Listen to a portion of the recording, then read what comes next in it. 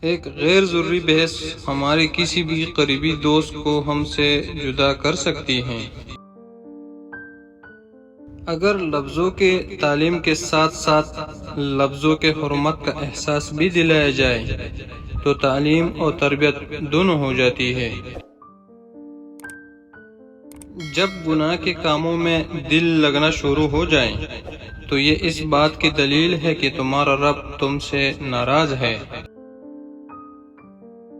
انسان کا کردار سندل کے درخت جیسا ہونا چاہیے جو خود پر کلہاڑی کا ضرب کا کر بھی کلہاڑی کو خوشبو سے مہکا دیتا ہے۔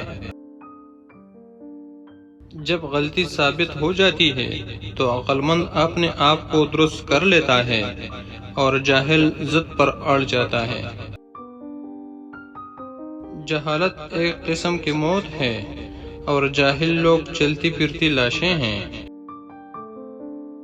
جاہل کی ایک خصوصیت یہ ہے کہ وہ سننے سے پہلے جواب دیتا ہے۔ غرور اور غفلت کا نشہ شراب سے بھی زیادہ ہوتا ہے۔ جو اس نشے میں مبتلا ہو جاتا ہے وہ جلدی ہوش میں نہیں آتا۔ جس سے محبت کی جائے اس سے مقابلہ نہیں کیا جاتا۔ کسی کو پا لینا محبت نہیں بلکہ کسی کے دل میں جگہ بنا لینا محبت ہے۔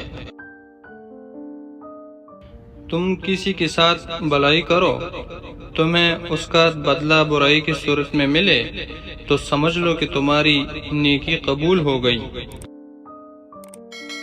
کبھی بھی کامیابی کو دماغ میں اور ناکامی کو دل میں جگہ نہ دینا، کیونکہ کامیابی دماغ میں تکبر اور ناکامی دل میں مایوسی پیدا کر دیتی ہے۔